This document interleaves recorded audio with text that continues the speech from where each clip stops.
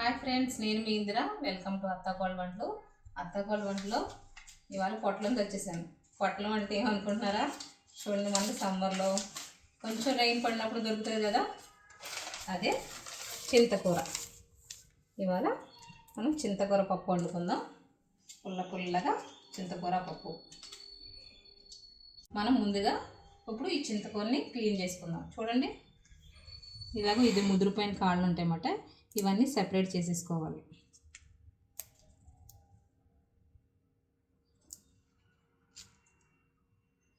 లేకపోతే మనం తినేటప్పుడు మధ్యలో గట్టిగా తగులుతూ ఉంటాయి పళ్ళుకి.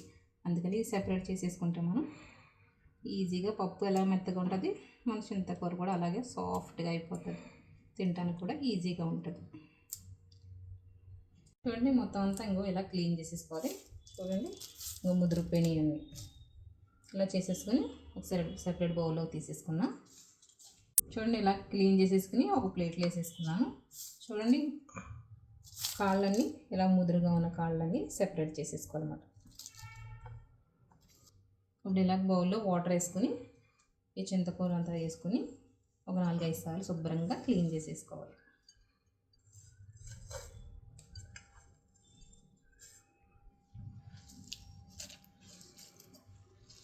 ఇలా 4-5 సార్లు శుభ్రంగా క్లీన్ చేసేసుకొని సపరేట్గా ప్లేట్లోకి తీసేసుకుందాం. ఇలా కడిగేసుకున్నాక వాటర్ అంతా ఇలా పిండేసి ప్లేట్లోకి తీసేసుకుందాం.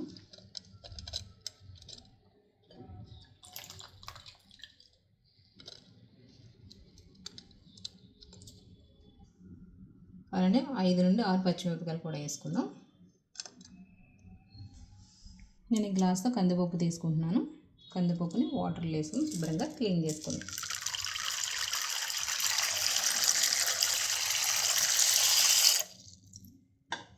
ఇలా వేసుకుని ఒక 4-5 సార్లు నేను కూడా శుభ్రంగా కడిగేసి ఒక అరగంట సేపు పక్కన పెట్టేసుకుందాం.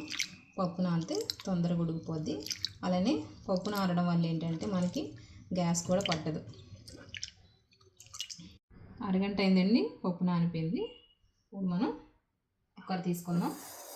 కుక్కర్ తీసుకుని ఈ వాటర్తో పాటు పప్పును కూడా వేసుకుంటాం.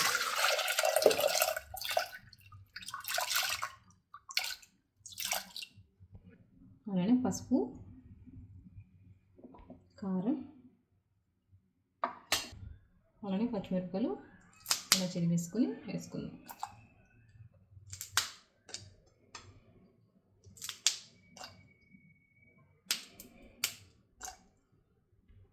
అలానే మనం ముందుగా క్లీన్ చేసి పెట్టుకున్న చింతకూరను కూడా యాడ్ చేసేసుకుందాం.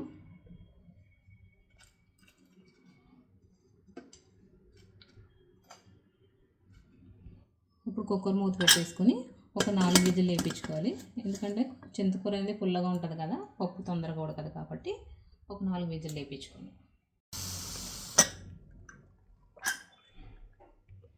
చూడండి ఎలా మెత్తగా ఉడికిపోయిందో. ఇప్పుడు మనం పప్పు గుత్తెట్టుకుని మొత్తం ఇలా కలిపేసుకుందాం.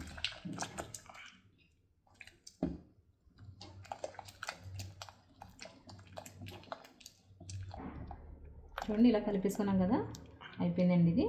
ఇప్పుడు తాలింపు వేసుకుందాం.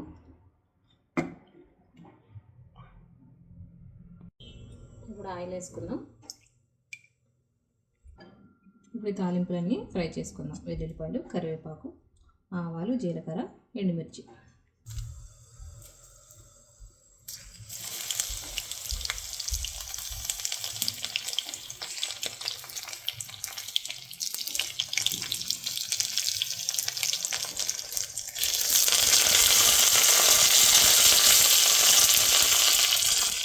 ఇప్పుడు రుచికి సరిపడా సాల్ట్ కూడా వేసేసుకుందాం.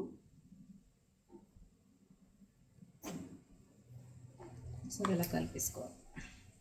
సాల్ట్ అనేది కొంచెం ఎక్కువనే పడుతుంది, ఎందుకంటే ఇది పుల్లగా ఉంటుంది కదండి. పుల్లదనం వల్ల మనకి సాల్ట్ అనేది కొంచెం ఎక్కువ పడుతుంది. ఇప్పుడు తాలింపు వేసేసుకుందాం.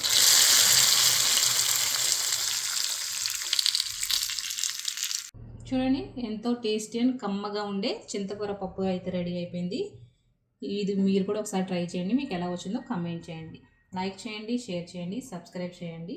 మా అత్తాకోడలు వంటని ఫాలో అవ్వండి. చూడండి, చూస్తుంటే తినేయాలనిపిస్తుంది, నోట్లో నీళ్ళు ఊరుతున్నాయన్నమాట, అంత కమ్మని స్మెల్ వస్తుంది. ఒకసారి మీరు కూడా ట్రై చేసేయండి, ట్రై చేసి మీకు ఎలా వచ్చిందో కామెంట్ చేయండి.